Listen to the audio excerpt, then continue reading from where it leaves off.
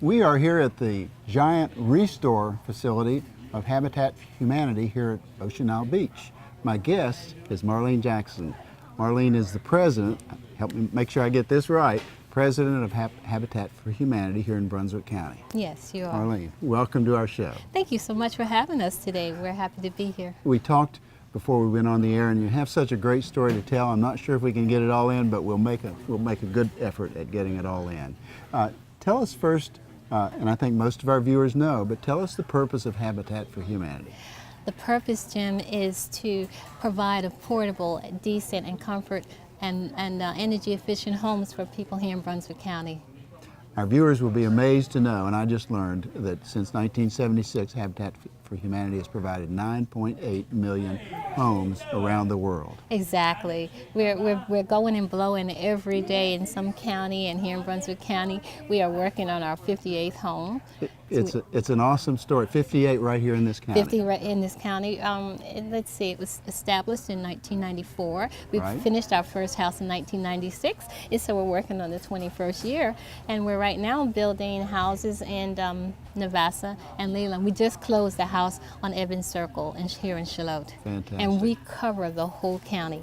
I want to talk about you for a second, and then we'll talk about Habitat for Humanity. All right. You're the president of the board, and you have been for several years, am I correct? Yes. Mm-hmm. All right, and it's not a full-time job, but it's a full-time job. It's a full-time job. At this point, I'm not working, but I am working. Right. I'm working for Habitat. I have good 60 or 70 hour a week.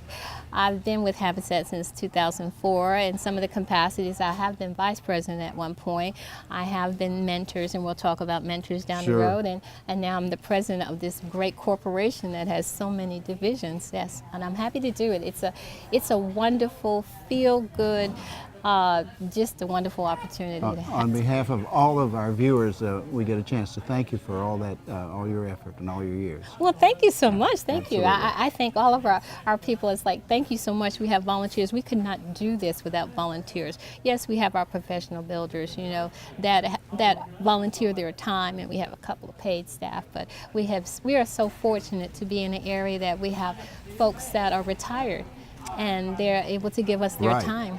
We're here at this relatively new facility that we call the Restore, and there are several of them. Yes, we have 3 of them. This Restore is the Ocean Isle store, and it'll be 5 years old this fall. It's a large store.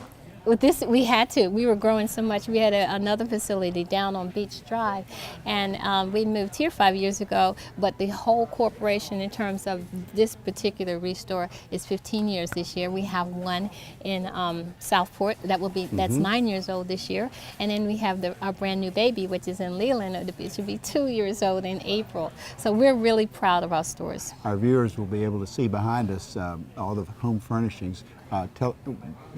We know, but tell us the purpose for having all these furnishings here and where they come from and the purpose for which they go. Well, the purpose is donations. We receive donations for folks, and we're able to take that money that is generated, and we're able to build homes with it. We're able to purchase the building supplies so that we're able to build homes. I want to say about 80% of our revenue comes from our restores, so we need folks to donate. We need folks to shop. And the furnishings are beautiful. Thank you so much. And people are shopping as we speak. Thank you. Yes. And you don't take everything. You don't take clothing. No, thank you. We don't take clothing. Basically home furnishings. Home furnishings. Home furnishings is one of the biggest things that we have. And if you think that it's something that someone else can use, we're happy to have you call one of our stores, and they'll be happy to pick it up. It's free pickup. You don't have to pay anything. That's great. It's free, so you don't have to worry about that. And our restores do generate a lot of revenue for us. And we have very happy volunteers that work in our store. If you've been around and you've seen I've noticed it just being here today. We have abundance of volunteers. I think we said we have at least, that just work at the restores, at least over 75 in the 3 stores. Let's talk about building homes. Yes. You have volunteers there as well, skilled volunteers, and sometimes not so skilled that can become skilled, but volunteers that actually build the home. Exactly. Like I said, we're working on House 58 at this point. We've been building for 20 years, 21 years, and we have actually 2 guys who have been on our homes for the very first home and to the house that we're working on now. They're still with us. But the revenue that comes from the stores we are able to use that money to purchase the building supplies. And we have an abundance of volunteers that love to build. I mean, we have, when I say skilled folks, I mean they're not paid, but in their former life they may have been electricians. But they're very may good at have what been they plumbers. do. Very good, very sturdy houses that they build. And we're fortunate because we're in such a community where we have so many retirees that a lot of affiliates have to build on Saturdays. Well, we don't, because our guys want to build on the Tuesdays and Thursdays. Right. And we could have a team at a particular house or a particular location. We could have maybe 8 of them. And sometimes we have 18 of them. And they love what they're doing. And I know you're going to ask me about the weather. Well, Okay, let's talk about that. Our guys will build all year round. You know, they only slow down if it's really raining really hard, maybe. If they're inside, they won't. I have seen them in 32 degrees working on houses, and I have been around them when it's 92 degrees. Wow. And they're working, and they work for food, though. We don't feed them. We don't pay them. They work for food. We give them nice lunches. Marlene, let's talk about the selection process, and we may not get into the entire background, but talk about how these individuals are selected and the fact that they are very worthy, but also the fact that they contribute heavily toward the purchasing of their homes. Jim, you bring up a good point. A lot of folks think that Habitat families' homes are free. Misconception. These folks have a mortgage just like you and I. It's an interest-free mortgage, but they do have one. To be selected, first of all, you have to be a resident of Brunswick County for at least a year. You have to be able to be employed or have a source of income to pay for your mortgage. Sure. And you have to do what we call sweat equity. When you talk about put some time in, yes, you have to help somebody else build their house. And when we talk about sweat equity, if you're a single homeowner, it's 300 hours. And if you're married, it's 500 hours. And in those hours, we have classes. Every new homeowner is assigned a mentor, and the mentor goes with them. They spend a lot of hours with them as well. I wanted to talk about that at some length also. We talked about it before we went on camera, but talk about the mentoring process before, during, and after. Okay. Well, the family is selected. That means they met the requirement to live here. They have the income requirement because your debt to income makes a difference. You know, we actually process you. And you have to have a need for a house, either overcrowding or bad living conditions or homeless. And then once you go through the process, the selection committee, we have a selection committee, looks at your application, and then it passes through the board. If you're approved, you get this mentor. And the mentor's job is from day one to walk you through and tell you everything to reiterate everything that's expected of you. And in that, all those hours, you are going to go to a budgeting class, you're going to go to legal classes, you are going to go to nutrition classes. Some of the things we all need, right? Exactly, yeah, we have a really good program and we put them through that, and all of these are part of what we call this sweat equity hours, 300 for a single, 500 for a family. And the mentor walks them through this. The mentor walks them through them when they're going to meetings.